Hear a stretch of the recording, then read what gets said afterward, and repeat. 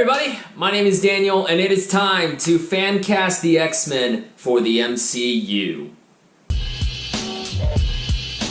Alright friends, this episode is just gonna be the heroes. Why, you ask? Because I'm doing this as a collab with Subjective Cinema. If you already saw his video on the X-Men villains that he cast and found your way over here, welcome to the channel. But after this video is done, if you're starting with this one, go over to Subjective Cinema's channel. He's got the villains ready to play out for you. The problem I've had with a lot of X-Men movies is that they just have too many damn characters. So I decided to keep it friggin' simple. I've only got 7. That's right, 7.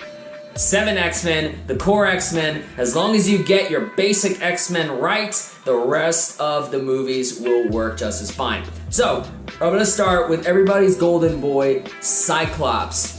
Had a couple thoughts about this one. I was looking for an all-American type, a strong jaw, and honestly, I chose a Brit. So, this one goes to Henry Golding, the guy from Crazy Rich Asians and Last Christmas.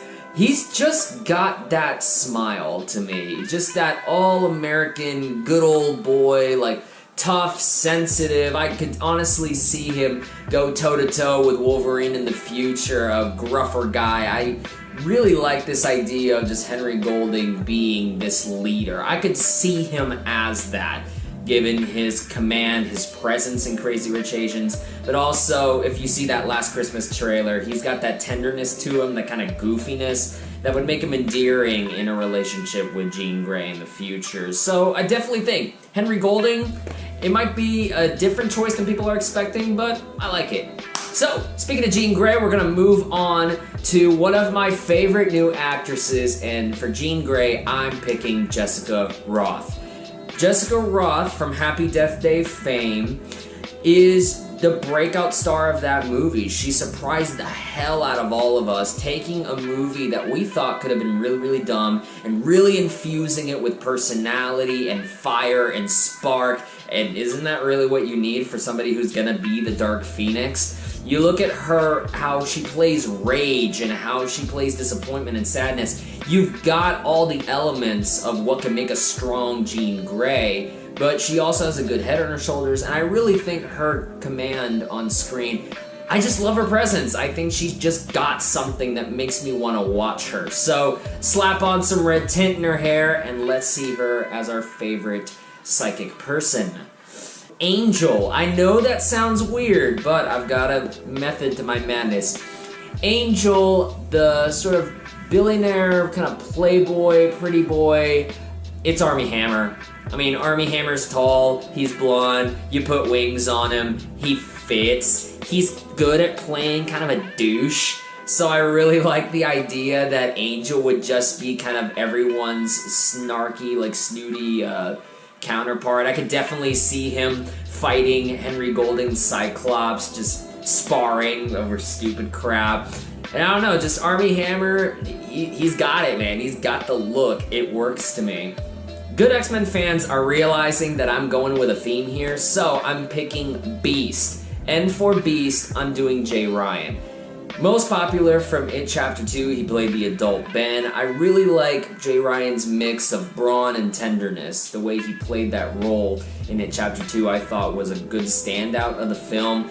And I think Beast is ultimately like that. He's kind of Bruce Banner-ish in a way, but he's also really smart. And I could see Jay Ryan putting on some shades and some blue fur and just kind of waxing poetic about science. I could see it working.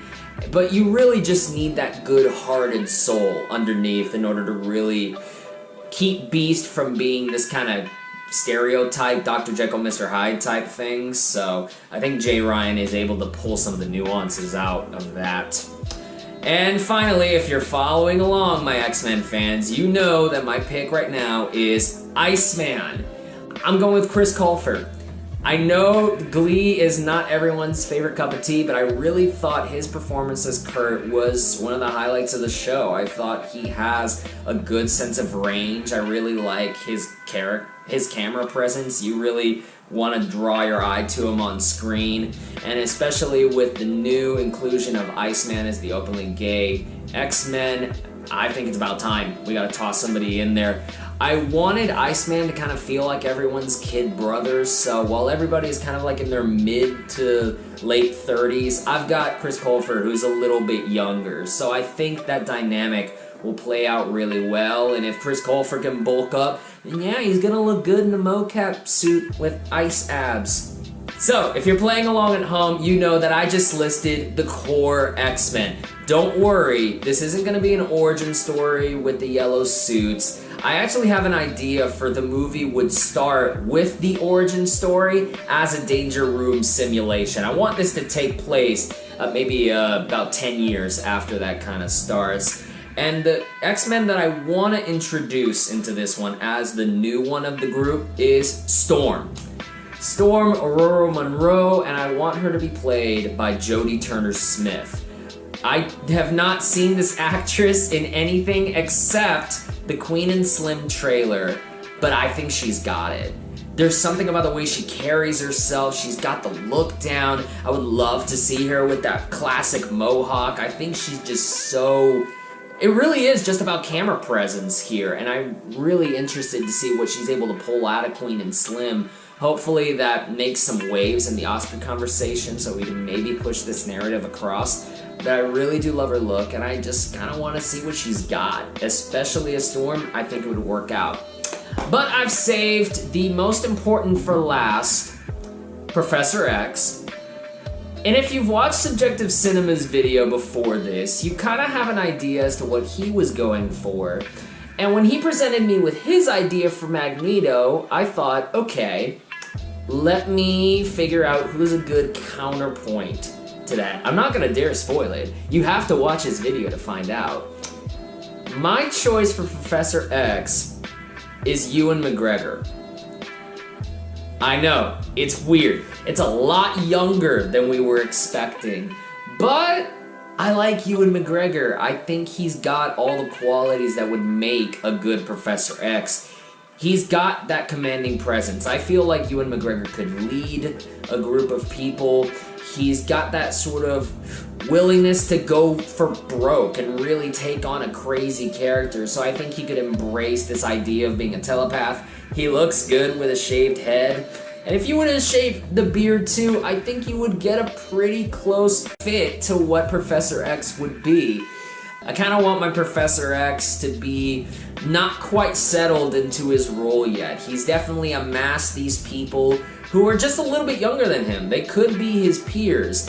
But you know, you want somebody who has the potential to be grand and great and a good leader for these X-Men. But I also want to see him struggle a little bit, because I like those bits in the X-Men movies with McAvoy.